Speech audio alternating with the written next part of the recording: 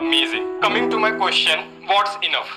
Like I see people around myself chasing something like which is never ending.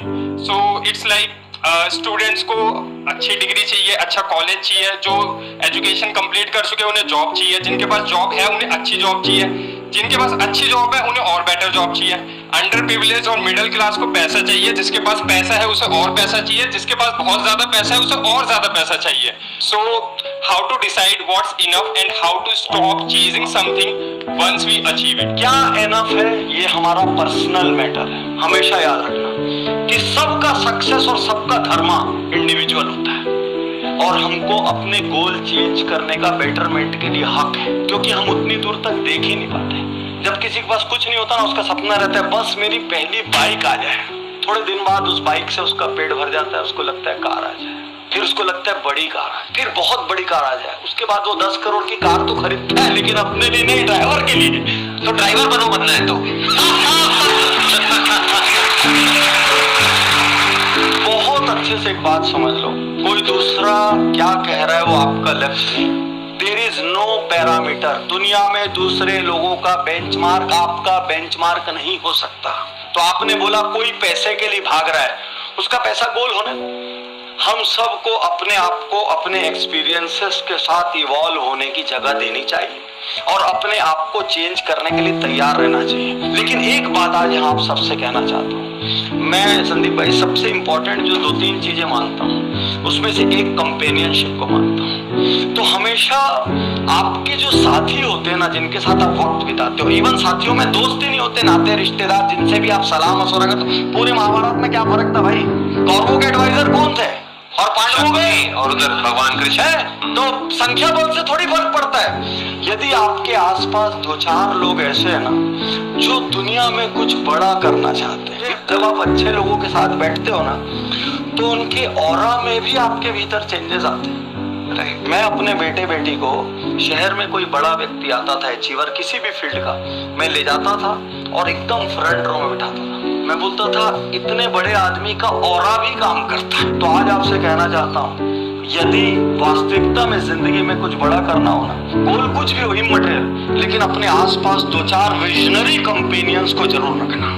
यदि वो नहीं है, आपको भाई रिलेशन नहीं मिले तो ढूंढ के बनाओ, चाहे ऑनलाइन बना लो जैसे हम लोग हैं। एक्चुअली हमारे वीडियोस भी आपके कंपेनियन ही है कहीं ना कहीं। मतलब बकवास आदमी की जगह के साथ रहने की जगह अकेले में एक पुस्तक के साथ रह लेना, हमारे शोज के साथ रह लेना, औसत आदमी के साथ मत रहना। दूसरी सबसे बड़ी सलाह, कुछ भी हो जाए अपने बड़े सपनों की सलाह उसी से लेना जिसके बड़े सपने देखने की मानसिक हैसियत हो। बहुत अच्छा क्वेश्चन पूछा आपने और इसमें मैं भी थोड़ा सा ऐड ऑन करता हूँ अपने स्टैंड पॉइंट से। देखिए बेसिकली क्या होता है कि लाइफ जो है ना वो एक रेस के जैसी है। भागो और नहीं भागोगे तो पीछे रह जाओगे, पीछे रह गए तो कोई पूछेगा नहीं दुनिया में, कहीं के नहीं रहोगे, बर्बाद हो जाओगे। ऐसे घर में हमने बहुत डायलॉग सुने हैं। तो शुरू में भागना जरूरी है, मैं ये नहीं कहूंगा जरूरी नहीं है। अगर आप एथिकली भाग रहे हो तो हाँ, शुरू में ही आपने अपने एथिक्स पे कॉम्प्रोमाइज कर लिया तो आपकी फाउंडेशन खराब हो गई, नींव जो है आपकी जो जड़ है वो ही खराब हो गई। उसके बाद आगे जाकर के ये जो क्वेश्चन का आप पूछ रहे हो ना जवाब कि कितना इनफ है, ये क्वेश्चन ही नहीं आएगा माइंड में। तो सबसे पहले तो ये है कि एथिकली करो जो भी करना है, बड़े सपने देखो, बड़े गोल होने चाहिए, बड़ा अचीव करो, गलत मत करो किसी के साथ भी। अमेजिंग।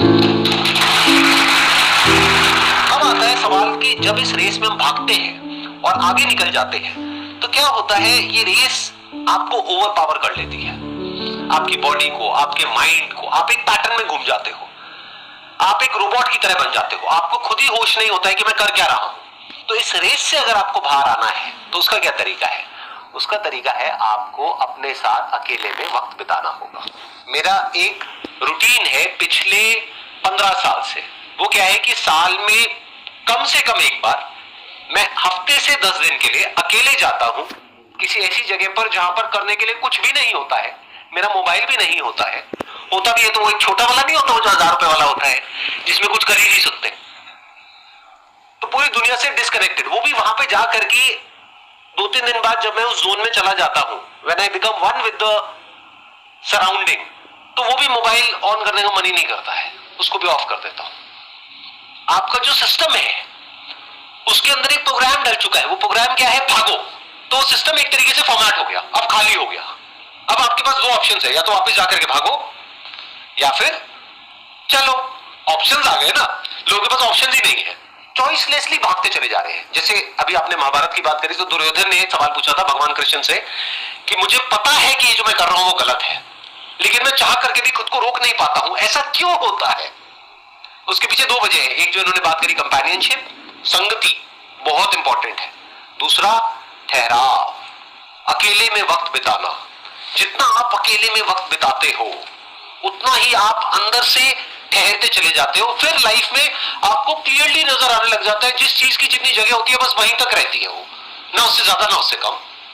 अब पैसे की क्या इंपॉर्टेंस है? ठीक है, पेट भरने के लिए चाहिए, कंफर्टेबल लाइफ के लिए चाहिए, बस। उससे ज्यादा अगर आ भी गया बैंक अकाउंट में, फॉर एग्जांपल मेरे बैंक अकाउंट में उससे ज्यादा पैसा आ भी गया तो क्या होगा? इस तरह के थॉट्स आने लग जाते हैं। नहीं तो इंसान पागल हुआ पड़ा होता है, पावर के पीछे, पैसे के पीछे, पोजीशन के पीछे, नाम के पीछे, इन सब चीजों के पीछे। तो इस रेस से अगर आपको बाहर निकलना है तो उसका एक ही तरीका है, साइलेंस। और अब आप एक्चुअल में अपने आप को प्रॉपर तरीके से यूज कर सकते हो सबके बेनिफिट के लिए।